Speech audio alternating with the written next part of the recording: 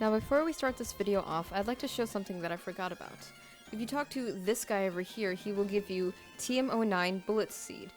Basically, what that is a item that contains a move that you can teach to your Pokemon, if they can. Well, let me just... Oh, I already went past it. Oops.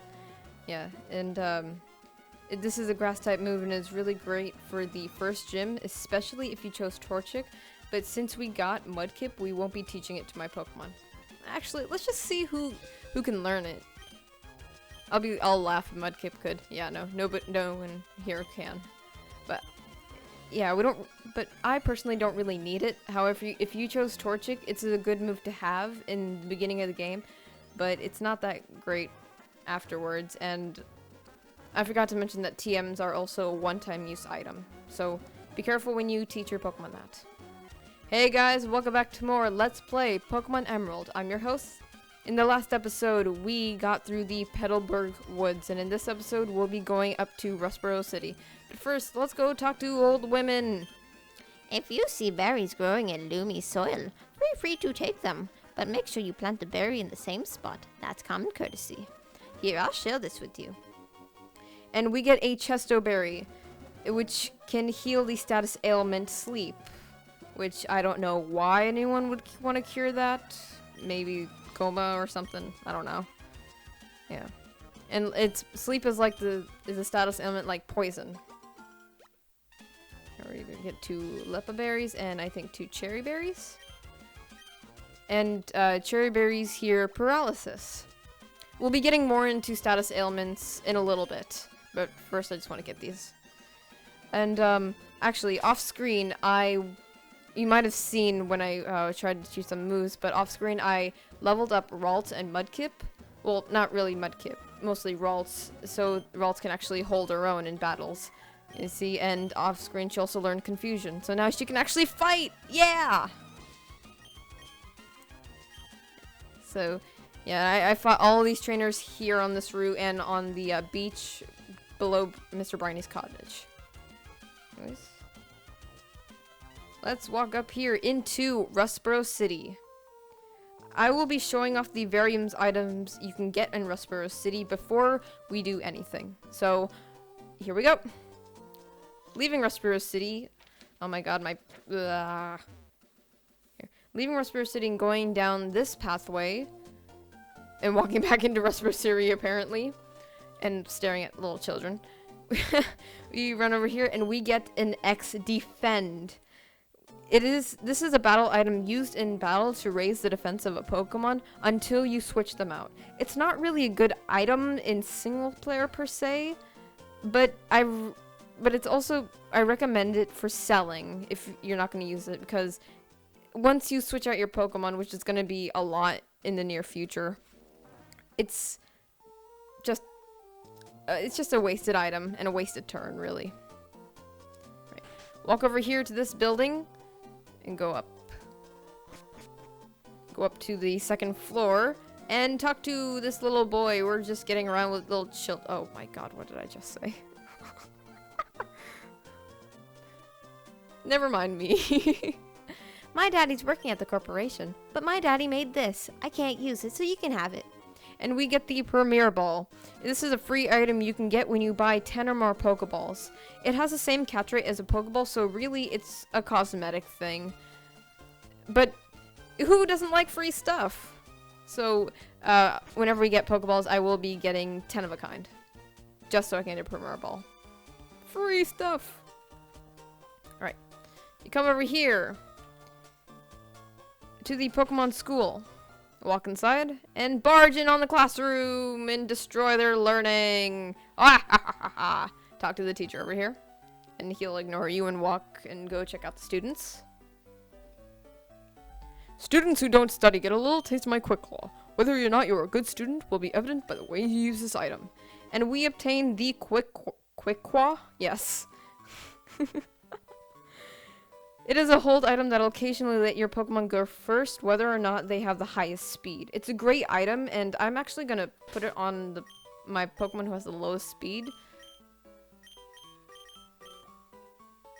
So yeah, I gave Ralts to hold a Quick Claw because Ralts had the lowest speed, even though It's evident that because it's the lowest level. Anyway, let's talk to this dude who's hiding out in the corner looking at all the children. This episode's really filled with children. Oh, it's Sunglass Dude! You creeping on little kids? God, I didn't know you were like that. Now I kind of don't feel bad that you interrupted me. Hello, did we meet before? I think back in Petalburg City. Let me introduce myself. My name is Scott. I've been traveling everywhere in search of outstanding trainers. More specifically, I'm looking for Pokemon battle experts. So what brings you to this school? Are you a trainer too? The first thing you should do is have the Pokemon learn the move Cut. If I remember correctly, someone in this town has Cut. Has Cut what? You didn't finish your sentence. I'm kidding. I'll be sure of that in a minute. And we go up to the blackboard here. It will give us information on status ailments, which can be inflicted on Pokemon, we have poison, paralysis, sleep, frozen, and burn. We've so far seen poison, unfortunately. And yeah, each of these can be healed, I think, but frozen is actually the one that I find the most interesting because in the second generation, the starter Pokemon, Quilava, or I guess this goes for any Pokemon fire type, they can actually unfreeze themselves by using a fire type move. So that's a good thing to remember when you have a frozen Pokemon. If you don't want to use an item, just use a fire move on them. Hopefully it won't hurt them. I don't remember if it does. Going to the house over by the Pokemon Center over here. Remember how Scott told us about a guy that knew Cut? We didn't know what he could cut, but he could cut nonetheless. The determined expression, the limber way you move, and the well-trained Pokemon. You're obviously a skilled trainer, Chad. Thank you for acknowledging my efforts, unlike Scott, the big sunglass dude, butt face. No, wait, don't say a word. Okay.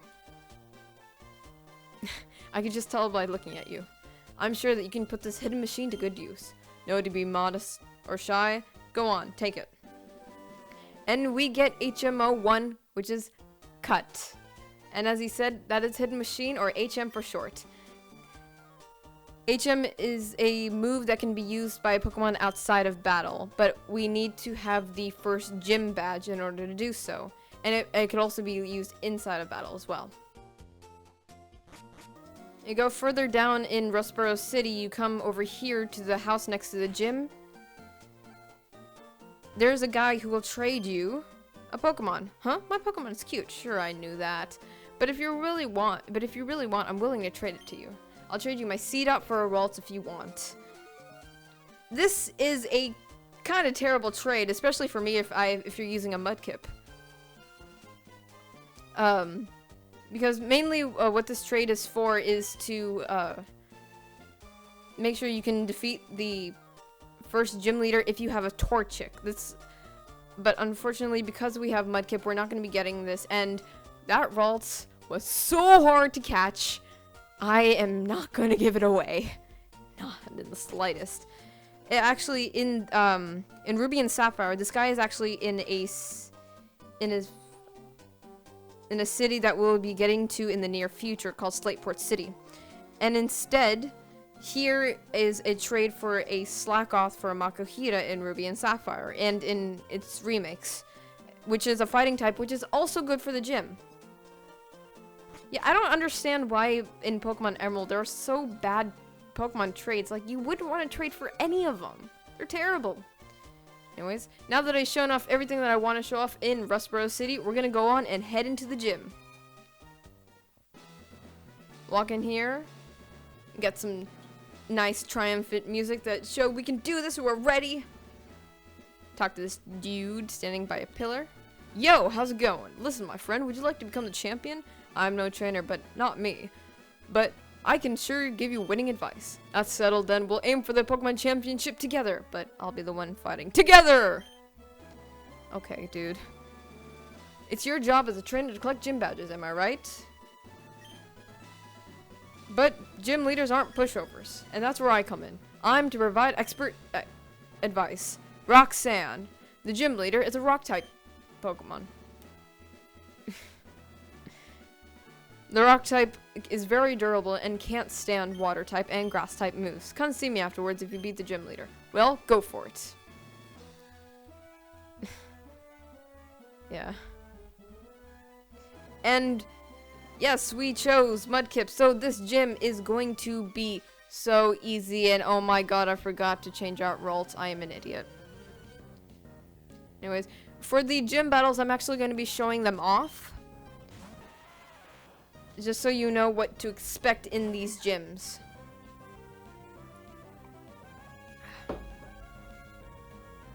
Yes, I'm not going to be fighting with Ralt because I think Geodude doesn't have really good special defense, but that kind of thing wasn't made like a thing.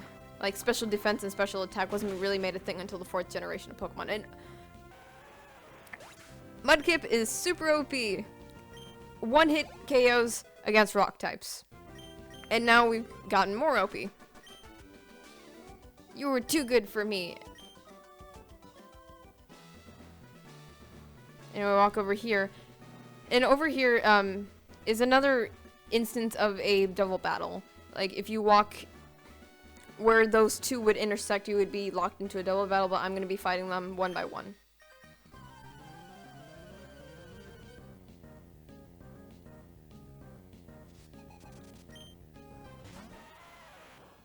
Level 8 Geodude, come on. Oh my god. Why did I keep why did I forget to switch Ralt?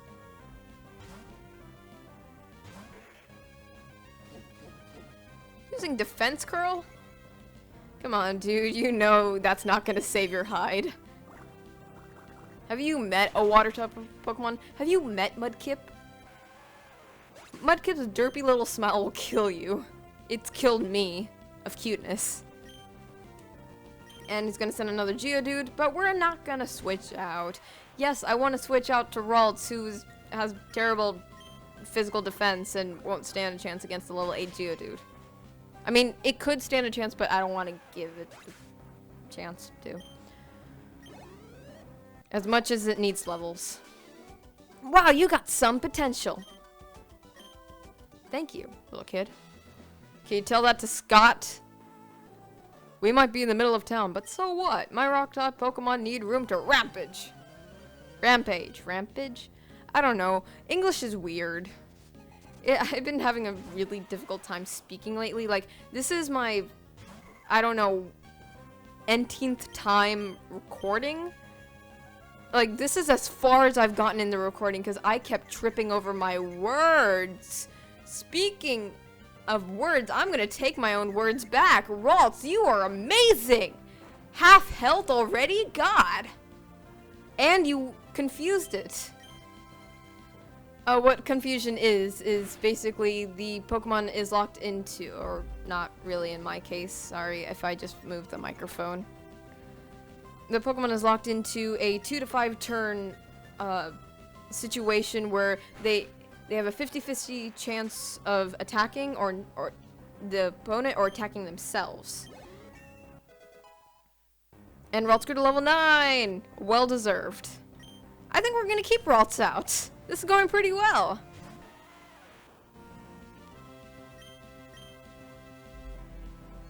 Yeah. I mean, Mudkip can already defeat the Pokemon gym leader, but Ralts needs levels. It needs to get to level 10 and one-hit KO stuff.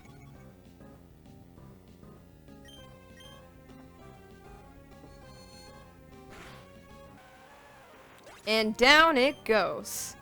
Do you guys remember the announcer from like Pokemon Stadium 2?